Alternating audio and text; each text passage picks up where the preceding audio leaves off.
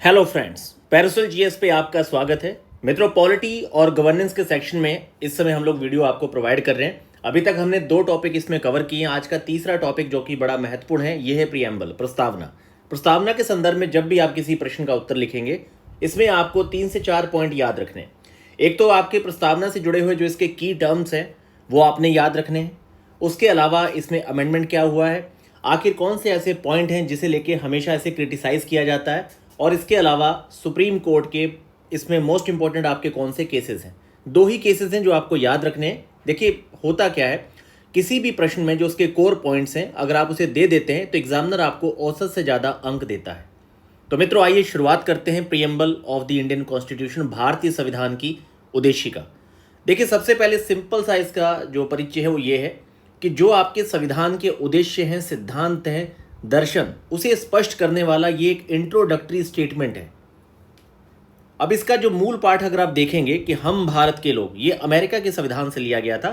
तो इसमें जो आपके शुरुआत के पॉइंट है, ये लाइन आपको अपने आंसर में भी देनी चाहिए। We the people of India having, ये आपका जो स्टेटमेंट है ये आपको देना चाहिए। हम भारत के लोग भारत को एक संपूर्ण प्रभुत्व संपन्न समाजवादी पंथ निरपेक्ष लोकतंत्रात्मक गणराज्य बनाने के लिए, ये लाइन अगर आप देते हैं तो इसमें जो इसके कोर पॉइंट्स हैं वो सामने आते हैं।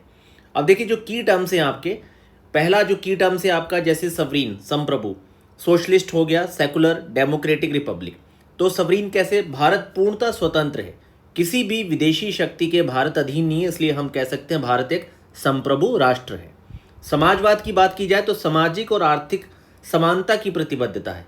ऐसा नहीं है कि कोई गरीब है तो उसे जॉब नहीं दी जाएगी, जो अमीर है वही चीज़ों को पाएगा। या फिर सामाजिक, जो आपको पता होगा, बहुत सारी कुरीतियों को हमने रूल रेगुलेशंस के द्वारा काउंटर किया है। राज्य भी अपने अफर्मेटिव एक्शन के तहत कुछ काम करता है। जैसे आप देखिए, आरक्षण की जो व्यवस्था है वो राज्य की सकारात्मक जो एक कार्रवाई होती है, अफर्मेटिव एक्शन है। सेकुलर, सभी धर्मों का सम्मान है। आप जानते हैं भारत में बहुत सारी एक तरह से सांस्कृतिक विविधता है, सारे धर्म आपको यहाँ मिलेंगे, लेकिन एक भारत का संविधान है जिसे हम मानते हैं। सेकुलर, सभी धर्मों का सम्मान है, राज्य का कोई धर्म नहीं है। भारत नहीं कहता कि ये एक हिंदू राष्ट्र है या एक मुस्लिम राष्ट्र है। भारत जो है वो एक गणतंत्र है। डेमोक्रेटिक, जनता के द्वारा चुनी गई सरकार है। हम भारत के लोग, मतलब भारत के लोग जो हैं, संविधान को शक्ति दे रहे हैं, और संविधान न्यायपालिका को, कार्यपालिका, विधायिका, सब में एक शक्ति पृथक्करण के सिद्धांत को लेकर आगे बढ़ रहा है। रिपब्लिक, राष्ट्र का प्रमुख चुना जाता है, वंशानुगत नहीं है, कोई राजा नहीं है, हमारे यहाँ राष्ट्रपति का चुनाव होता है। ऑब्जेक्टिव क्या है, तो इसके अगर आप मेन उद्देश्य देखेंगे तो जस्टिस, लिबर्टी, इक्वालिटी और आपके फ्रेटर्निटी। तो जो बंधुता है, समानता है, स्वतंत्रता, न्याय, ये 4 पॉइंट है। अब न्याय क्या है, तो सोशल, इकोनॉमिक, पॉलिटिकल, तीनों तरह के न्याय की बात करता है। Liberty, thought expression, belief, faith, worship. अब आप इसमें एक एक एग्जाम्पल नॉर्मली जोड़ सकते हैं। इक्वालिटी के जो अगर बात की जाए तो अपॉर्चुनिटी, अवसरों को लेकर समानता है, ठीक है। फ्रेटर्निटी की बात की जाए तो आप देखेंगे कि यहाँ पर आपके पूरे हमारे राष्ट्र में बहुत सारी विविधता के बावजूद भी एक एकता है यहाँ पर। और आपको पता है कि भारत में जैसे आप देखेंगे, जैसे मान लीजिए यूनियन आपकी, आप यूपीएससी के एग्ज़ाम्स को दे रहे हैं तो किसी भी स्टेट का बंदा उस एग्ज़ाम को दे पा रहा है। या फिर बाकी भी कई सारे स्टेट पीसीएस में आप देखेंगे कि कुछ तो रूल रेगुलेशंस इस समय बन रहे हैं, नहीं तो ज़्यादातर आप सारे पीसीएस के एग्ज़ाम्स भी दे पाते हैं। ऑरिजिन एंड इम्पोर्टेंस, इसकी अगर उत्पत्ति या महत्व की बात की जाए तो जो आप देखेंगे, वी द पीपल, ये अमेरिकन कॉन्स्टिट्यूशन से ली गई बात है। बाकी जवाहरलाल नेहरू जी ने 1946 में जो उनका ऑब्जेक्टिव रेजोल्यूशन था उसी पर ये बेस्ड है आपका कंप्लीटली। एक तरह से ये आपका इंटरप्रिटेशन करता है संविधान की, और आसान हो जाता है न्यायपालिका के लिए भी कई सारे केसेस को इसकी नज़र में देखने हैं। क्योंकि इसमें क्या है, एक उद्देश्य है कि जो संविधान के निर्माता थे, जिन्होंने देश के लिए शहीदियाँ दी हैं, तो जो उस समय आपके पैरोकार थे राजनीतिक, जिन्होंने पूरे संविधान को मतलब की दिशा दी, बनाया, तो एक तरह के पूरे उस समय के सिस्टम को इसमें रखा गया है। तो ये इंटरप्रिटेशन करने के लिए न्यायपालिका के लिए एक टूल के तौर पे भी काम आता है। ये 3 लाइनें आप जरूर दीजिएगा, American constitution, we the people, objective resolution Jawaharlal Nehru 1946, और आपका act as an interpretative tool है ये कोर्ट का। अब अगर बात की जाए तो ये याद रखिए कि 42वें आपके संवैधानिक संशोधन के द्वारा socialist secular integrity of the nation ये शब्द जोड़े गए थे। अब इसमें देखिए, बेरुबारी यूनियन जो केस था, इसमें सुप्रीम कोर्ट ने प्रियम्बल को के बारे में बताया था कि ये पार्ट नहीं है आपके संविधान का। बाद में ओवर रूल्ड करते हुए आपके केशवानंद भारती केस में कहा गया कि preamble is a part of the constitution and reflect it's basic structure. ये संविधान की मूल संरचना का भाग बताते हुए इसे भाग बताया है संविधान का। तो ये दोनों केसेस आपको, बेरूबारी यूनियन वाला और केशवानंद, ये दो केस आपको याद रखने जब आप प्रियम्बल पे क्वेश्चन लिखेंगे। ज़्यादातर आपको एक शॉर्ट क्वेश्चन ही आएगा यूपीपीसीएस के लिए 8 मार्क्स का, और बाकी आप देखेंगे बीपीएससी में 7, 8 दोनों मार्कर क्वेश्चन आते हैं। 6 नंबर के भी क्वेश्चन दिए गए हैं, तो आप समझ जाइए कि ये छोटे क्वेश्चन में ही आपसे पूछा जाएगा। तो इतना डिटेल बहुत है आपके लिए। मतलब शुरुआत में आपको याद रखना है इसके मेन जो की पॉइंट्स हैं, उसको बस एक एक लाइन में एक्सप्लेन कर दीजिए एक फ्लो चार्ट के तौर पे।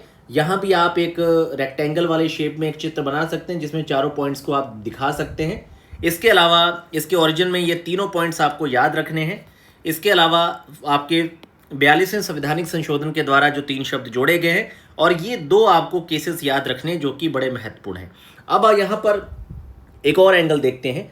इसे कई बार क्रिटिसाइज किया जाता है, क्रिटिसिज्म ऑफ द प्रियम्बल। उद्देशिका की आलोचना किन किन आधारों पे होती है? सबसे पहला आधार तो ये है कि जो प्रियम्बल है, इस कहा जाता है कि भाई ये आपकी न्यायोचित नहीं है, अतः इसके किसी भी प्रावधान को अदालत में लागू नहीं किया जा सकता। ठीक है। दूसरा आधार ये है कि बहुत आइडियलिस्टिक है। ये न्याय, स्वतंत्रता, समानता, बंधुता जैसे जो शब्द हैं अमूर्त हैं, आदर्शवादी हैं, जिनकी स्पष्ट व्याख्या कठिन है, और ये आपके मॉरल ऑब्जेक्टिव हैं, मतलब ना कि कोई कॉन्क्रीट लीगल नॉर्म्स। बहुत सारी कॉन्सेप्ट को इसने उधार लिया है। मतलब उद्देशिका की भाषा संरचना विदेशी संविधानों, विशेषकर अमेरिका से काफ़ी हद तक प्रेरित है। तो इसमें माना जाता है कि ये आपके भारत का जो पॉलिटिकल थॉट है, जो भारत के मतलब देशी थॉट थे, जो यहाँ के इंडिजीनियस पॉलिटिकल थॉट, उसे ये बिल्कुल भी रिफ्लेक्ट नहीं करता। ये मतलब कुछ आधार है जिसके आधार पे इसे क्रिटिसाइज किया जाता है। सोशलिस्ट और सेकुलर पॉलिटिकली मोटिवेटेड एडिशंस हैं ये। इसमें कहा गया है कि समाजवादी और पंथ निरपेक्ष शब्द जो हैं आपातकाल के दौरान 42वें संशोधन के द्वारा जोड़े गए हैं, और these were politically motivated terms imposed without public debate. तो ये बहुत सारे ऐसे पॉइंट्स हैं जो जिनके आधार पे से क्रिटिसाइज किया जाता है। आपको ये याद रखने हैं, और आपको ये लाइन देनी चाहिए कि भाई बिना ये पब्लिक डिबेट के बहुत सारे ऐसे टर्म्स हैं जो उस समय रखे गए, जैसे समाजवादी पंथ जो निरपेक्ष शब्द है, या आपातकाल के दौरान 42वें संवैधानिक संशोधन से जोड़ा गया, ऐसा क्रिटिसिज्म होती है इन पॉइंट्स को लेके। एक बड़ा आधार ये भी माना जाता है कि जो भारत के संविधान का निर्माण है, ये तो एक कॉन्स्टिट्यूंट असेंबली ने, प्रतिनिधि सभा ने बनाया। इसमें जनमत संग्रह कहाँ हुआ है? तो हम भारत के लोग वाक्यांश जो है जनसत्ता को दर्शाता है, लेकिन ये तो आपका प्रतिनिधि सभा ने बनाया है, और उसमें भी आपका सार्वभौमिक मताधिकार नहीं था, उसके कुछ आधार थे। तो इन सब मुद्दों को लेके बार बार इसे क्रिटिसाइज किया जाता है।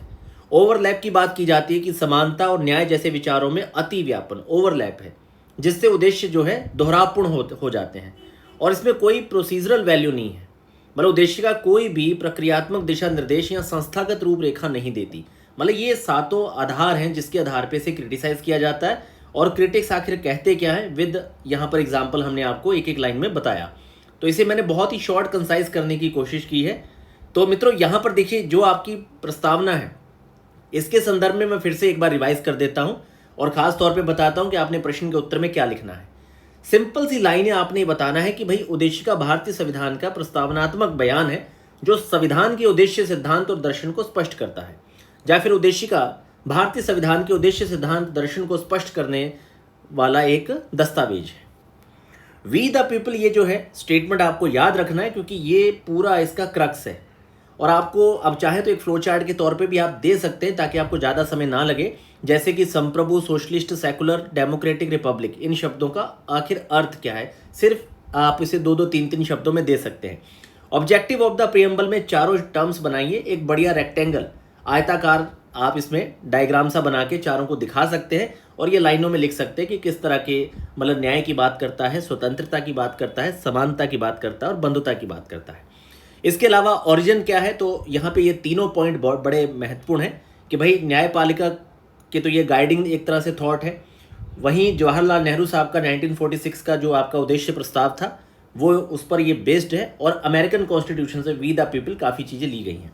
42वें संवैधानिक संशोधन में इसमें सोशलिस्ट सेकुलर इंटीग्रिटी जोड़ा गया और 2 केसेस हैं, बेरुबारी में नहीं माना गया। आगे इसे ओवर रूल्ड करते हुए कोर्ट ने कहा Kesavananda Bharati versus state of Kerala 1973 के केस में कि भाई ये बेसिक स्ट्रक्चर मूल संरचना का भाग है और ये प्रियम्बल भी जो आपके है भारतीय संविधान का भाग है। ये 2 केस आपको याद रखने, और हमने यहाँ पे आलोचना के 7 आधार दिए हैं। उसमें क्रिटिक्स जो आपकी इसे जो क्रिटिक्स हैं वो इसके बारे में क्या कहते हैं, उसके संदर्भ में मैंने आपको यहाँ पर कुछ एग्जाम्पल और स्टेटमेंट दे दिए।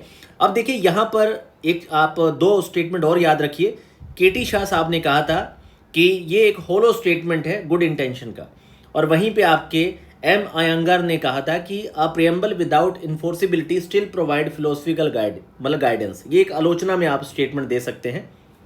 इसमें देखिए बैलेंस व्यू क्या है, लास्ट में कंक्लूजन जो आप देंगे उसमें आप बताएंगे कि भाई ये भारतीय संविधान की मतलब इसे क्रिटिसाइज किया जाता है कुछ आधारों पे, लेकिन जो कोर्ट है खास तौर पे केशवानंद भारती केस में उसने अपहेल्ड किया कि भाई preamble as a soul and spirit of the constitution, ये भारतीय संविधान की आत्मा है और एक गाइडिंग लाइट है।